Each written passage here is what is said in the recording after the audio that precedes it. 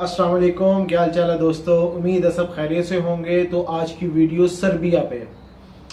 Serbia दोस्तों embassy पहले close थी, अब रिसेंटली हमने सर्बिया एम्बेसी में मेल की है। उन्होंने आगे से क्या रिप्लाई दिया है वो मैं आपको पढ़ के सुना देता हूँ। नई चेक लिस्ट उन्होंने दी है। सर्बिया एम्बेसी ओपन है और वर्क कर रही है, और कौन कौन सी उन्होंने रिक्वायरमेंट्स हमें भेजी हैं वो मैं सारी आपको पढ़ के सुना देता हूँ। एज इट इज जो मेल है वही मैं आपको पढ़ के सुना दूंगा कि उन्होंने हमें क्या रिप्लाई दिया। पहले मैं इसको बता दूं कि इसका जो रीजन है सर्बिया का वो किस जगह पर क्यों इतनी इंपॉर्टेंस है सर्बिया की। दोस्तों सर्बिया जो है वो यूरोपीय यूनियन और शेंगन के दरमियान एक कंट्री है, और अगर अपर साइड पे इसकी बात की जाए तो हंगरी जो कि शेंगन का पार्ट है। लेफ्ट साइड पे इसका देखा जाए तो बोस्निया लगता है। डाउन वाली साइड पे अगर देखें इसके तो कोसोवो जो कि इसी का एक पहले पार्ट था, अब वो आजाद हुआ इससे और मुस्लिम कंट्री है।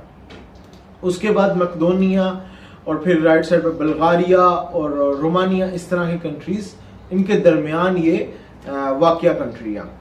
और अगर यहाँ पे बात की जाए बिजनेस की, और बहुत सारे लोग इंडियंस वहाँ पे जाते हैं और सेटलमेंट करते हैं।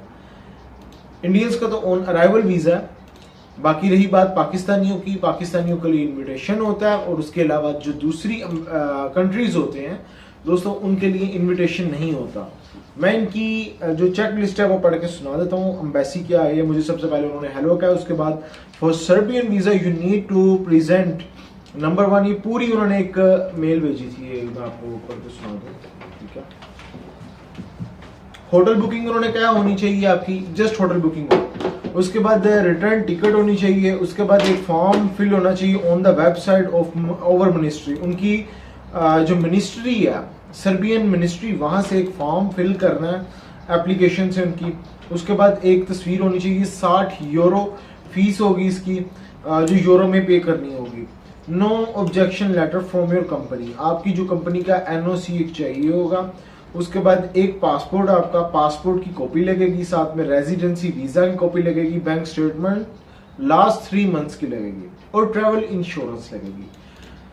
ये 11 डॉक्यूमेंट्स जो उन्होंने बताए यही लगने हैं। उसके बाद कुछ और भी उन्होंने चीजें बताई हैं। अच्छा, उन्होंने कहा processing time is 20 to 25 days, 20 से 25 दिन उनका प्रोसेसिंग टाइम है। और जो आपके पास sufficient fund are considered to, अच्छा उन्होंने आगे बताया कितना आपके बैंक में पैसा होना चाहिए। उन्होंने बताया कि पर डे के हिसाब से 50 यूरो, हाँ पर डे के हिसाब से 50 यूरो आपके अकाउंट में होना चाहिए।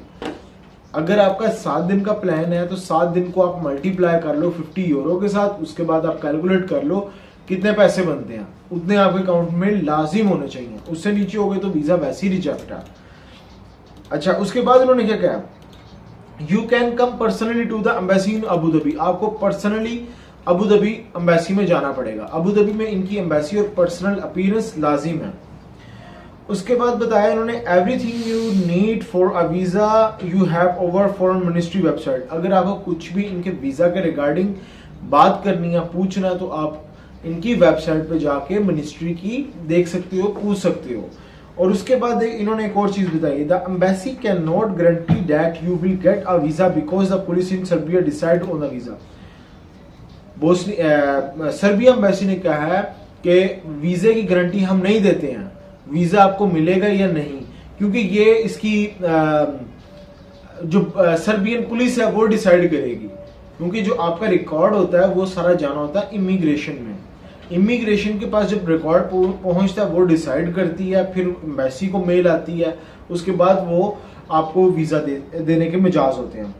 उसके बाद इन्होंने एक और चीज कही है, you must have a visa appointment. Visa के लिए आपके पास अपॉइंटमेंट होना भी जरूरी है। फिर best regard embassy of Republic the Serbia, इन्होंने इस तरह करके लिखा है। अब देखें दोस्तों, एक चीज मैं बता दूं सिंपल वर्ड्स में, अपॉइंटमेंट होनी चाहिए आपके पास। अपॉइंटमेंट लेने के बाद वही नॉर्मल जो तमाम एम्बेसीज के लिए रिक्वायरमेंट्स होती हैं वीजा की, वही रिक्वायरमेंट जिसमें hotel booking, flight reservation, travel insurance, NOC, 3 months की bank statement with closing balance, तकरीबन 15 से 20 हजार दरम आपके अकाउंट में होना चाहिए। इन्होंने बताया 50 यूरो पर डे के हिसाब से आपने प्लान देना। लेकिन दोस्तों 50 यूरो के हिसाब से अगर आप 3-4 दिन भी लगाते हो तो बैंक स्टेटमेंट कोई खास नहीं है और इसके ऊपर मेरा नहीं ख्याल वीज़ा आपको लगेगा। अगर इससे नीचे होता तो वो वैसे रिफ्यूज़ है। तो 15 to 20,000 दरहम आपके अकाउंट में एटलीस्ट होने चाहिए। और थोड़ी सी ट्रैवल हिस्ट्री भी अगर आपने बनाई हुई है तो अच्छा, अगर नहीं बनाई हुई तो मैं एक प्लान देता हूँ, जैसे कि आप तुर्की का वीज़ा लगा लो, तुर्की के साथ बोस्निया और सर्बिया और यूक्रेन, इस तरह की कंट्रीज अपने प्लान में शामिल किया करो।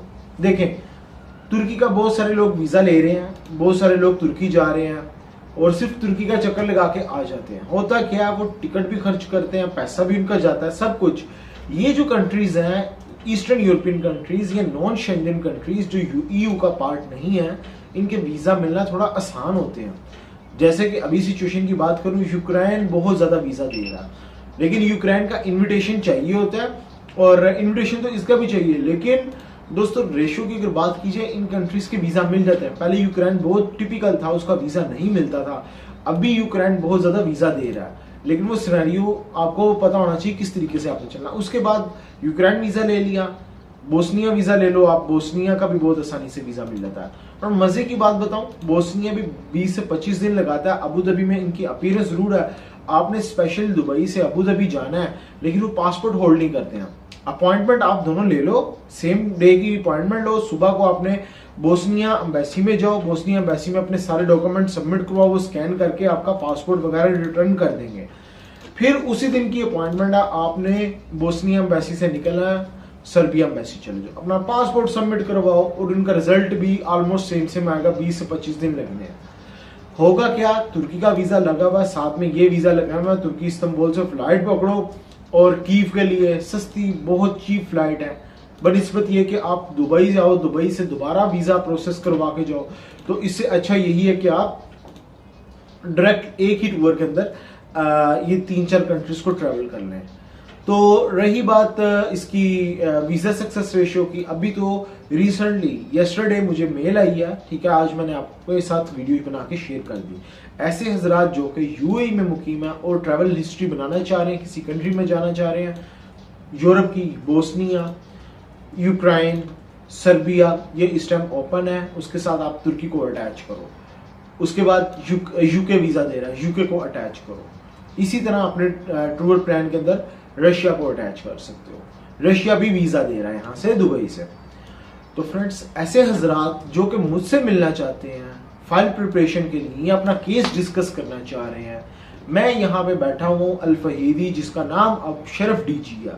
पहले अल फहीदी था, अब शरफ डीजी है। मेट्रो स्टेशन, जैसे ही आपने मेट्रो स्टेशन से बाहर निकलना है, एग्जिट 2 पकड़ना है। एग्जिट 2 पकड़ के जो सेकंड बिल्डिंग है राइट साइड पे, जंबो, बड़ी फेमस बिल्डिंग है, जंबो बिल्डिंग के 7th फ्लोर पे जीनियस कंसल्ट के नाम से इधर मेरा ऑफिस है। आप आ सकते हो, पर्सनली मिल सकते हो। उस्मान भाई हैं, हम बैठे हुए हैं यहाँ पे, एनी टाइम आप कॉल करके भी आ सकते हो। ये जो नंबर आप देख रहे हो, ये उस्मान भाई का, मैंने भी आपको नंबर शेयर किया हुआ है और उन नंबर पे आप मुझसे भी बात कर सकते हो। मैं अपना नंबर भी आपके साथ शेयर कर दूंगा, तो इंशाल्लाह कोई क्वेश्चन वगैरह होगा, क्यूरी होगी, आप मैसेज कर सकते हो। जिन दोस्तों को हम रिप्लाई नहीं कर सकते, नहीं कर पा रहे, उनके लिए ये है कि मैसेजेस काफ़ी ज़्यादा हो जाते हैं हमारे पास, लिहाजा इसलिए आपको रिप्लाई नहीं जा रहा होगा, लेकिन इंशाल्लाह करेंगे।